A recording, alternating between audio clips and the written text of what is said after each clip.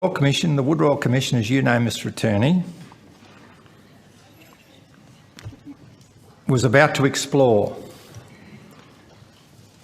and it's in the Hansard, so it's no great secret, who the legal fraternity people were that used to attend Costello's, the boy brothel club in Kellett Street, King's Cross. And I've actually got the list here. And a lot of them are still practising.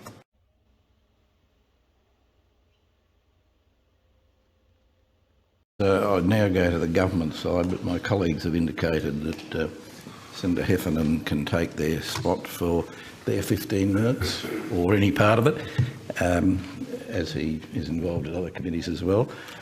Senator Heffernan, over to you. Thank you, Mr Chairman. Mr Attorney General, in recent months I've put a proposition to the Royal Commission into the institutional treatment of children. And I might say at the outset, I think that commission under Justice McClelland and others, and including Mr Reid, who's just come to the table, are doing an excellent job. And it's pretty heartbreaking to see what's gone on and what's been denied for the last 50 years now being exposed as a reality. It's broken a lot of hearts. I actually want to go to the proposition, Mr Attorney, that we should include in the terms of reference the institution of the law. And I have documents here which the Royal Commission has seen to justify that case, and in fact every Attorney General, from Attorney General Ruddock till now, has seen some of these documents, and they are police documents, and they are very disturbing. In the last 18 months, I've put forward a case which I initiated to remove a judge from the bench in New South Wales, Justice Gary Neal, whose name in the trade was Gorilla in Black Lace. And that succeeded to a point. We're hearing a case against a man who was found guilty of raping siblings and then faced new charges which the judge wouldn't allow the earlier charges to be allowed into the court. During the hearing of the case and from the bench, during the case, said to the court that he thought the law was out of date and that sex for siblings should be now legal and that it shouldn't be illegal for men to have sex with children. And I found that despicable and despising and a complete bias of display from the bench. Took it to the Judicial Commission, and I might say the New South Wales Judicial Commission is doing an excellent job, and I have a good relationship and have had for some years. And as you know, Mr Attorney, I've tried in vain to get a federal judicial commission. And I think the treatment in the federal jurisdiction of children by some people in the jurisdiction of the Family Law Court is disgusting and a disgrace, and some of those children are a tool for attorneys in representing cases. So, having produced a set of documents to the Royal Commission under an order to produce, which includes, disturbingly, documents that name in one document 28 people as alleged pedophiles, signed off by Gary Crook QC, counsel assisting an earlier Royal Commission, includes a whole lot of prominent people. And I think to protect the discretion of the Royal Commission, I won't comment on what the Commission thought, except that they thought it was outside the terms of reference of the Royal Commission. One of my problems is that we have in Australia, and I mean, it's like the denial of the priests and the altar boys, to make a sort of a cheap comparison for 50 years sort of thing. We have in Australia, sadly, a compromise at the highest of levels. There's a former Prime Minister on this list, and it is a police document. We have a compromise similar to the compromise demonstrated by 60 Minutes in recent times in the UK. And when I approached 60 Minutes and said, why in God's name did you have to go to the UK to do that?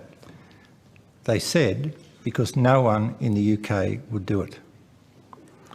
And can I just say to the children that have been abused, to the parents and the loving mothers, quite often more than the fathers, who go to places like divorce courts, and the lawyers use the tool of abuse in the divorce courts. The divorce courts should deal with, in my view, the breakup of the family and its assets, etc. It shouldn't and isn't qualified to deal with abuse that is alleged. That should be a separate entity, and it's not.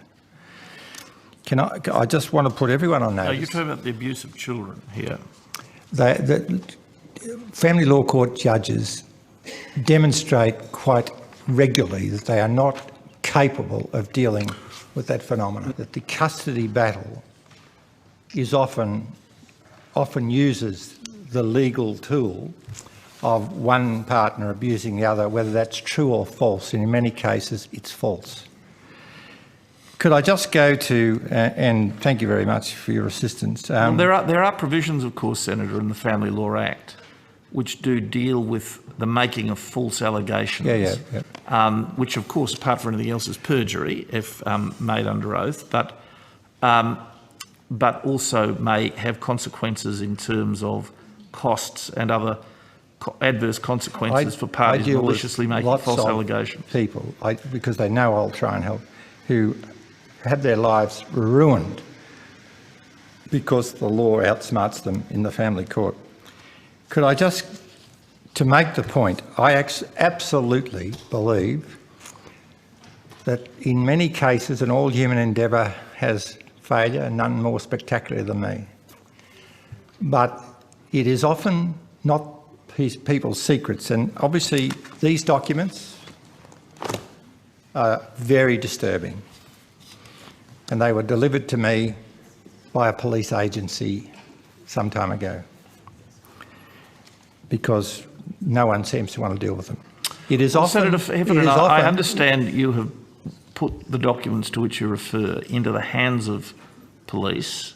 Some of these... This folder actually, as Mr Reid knows, and I thank Mr Reid, and I think you're doing an excellent job, as is the Royal Commission, actually came back hand-delivered. Every Attorney General, bar you, you're on that committee when I tried to get the argument up for a Federal Judicial Commission, has seen some of these documents. Some of them didn't read them, some of them returned them. Robert McClellan tried to do something about some of them. It's not so much the secret that's the problem. It's when a group of people, such as the 28 people on this page, keep each other's secrets, that the institution, going back to my point of the institution, becomes compromised. And on this list, and I won't, there are some spectacular examples of that.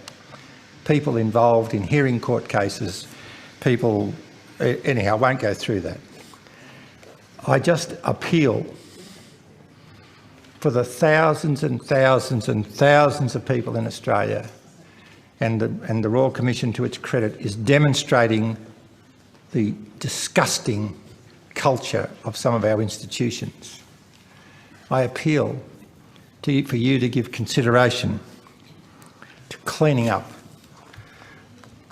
this Act. I mean, the Royal Commission, the Wood Royal Commission, as you know, Mr Attorney,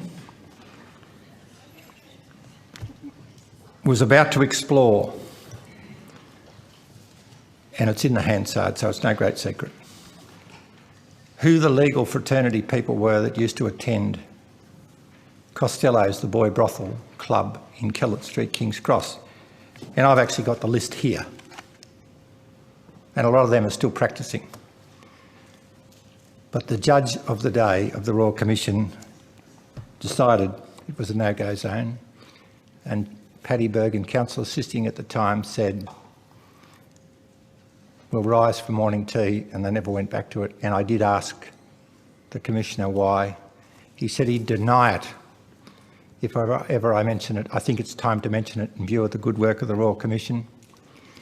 He said, "We've decided not to revisit that issue because the public would lose confidence in the judiciary. I think it's time, like the churches and our other institutions who are now facing up to the truth, I think it's time the institution of the law faced reality." Well, there are a lot of good people in the law. The Royal Commission's doing an excellent job. I absolutely am blown away by their attitude, aptitude and the forensic and tone they bring to, and the consideration of victims. Many who can live through this, many who can't, and suicide, etc. I think it's time we gave consideration to cleaning up the Act. And I mean, you may like to revisit. I don't see how, given the evidence, given just the instance, and I have to say I got rid of another judge through the excellent work of the Judicial Commission in New South Wales a few years ago without a murmur. He was a person who's in this list here as picking up young blokes in the toilets outside Marcelin College at Randwick. He heard a case in the Central West, I won't name the town, of not the father, the living with the wife, what do you call them? Macca, help me out here. Stepfather. The stepfather abusing a daughter. The judge closed the court. This is the judge that's in this here. Found the person guilty, suppressed the names, gave a non-custodial sentence to the man and let him go back to the family home. Nothing else was done. I think it's a disgrace. Just finally say one thing. We can quickly come back to you if you have other questions later. Okay. But I think included in these documents, and I think it measures the issue, Mr Attorney, and I would hope people are listening and we give serious consideration to the victims of this process. When the police find it necessary to put a judge under surveillance, I think we've got to a point where we've got a problem. And when that surveillance is dropped because of a lack of cooperation between the AFP and the New South Wales Police, we have a problem. Thank you very much, Mr Chairman.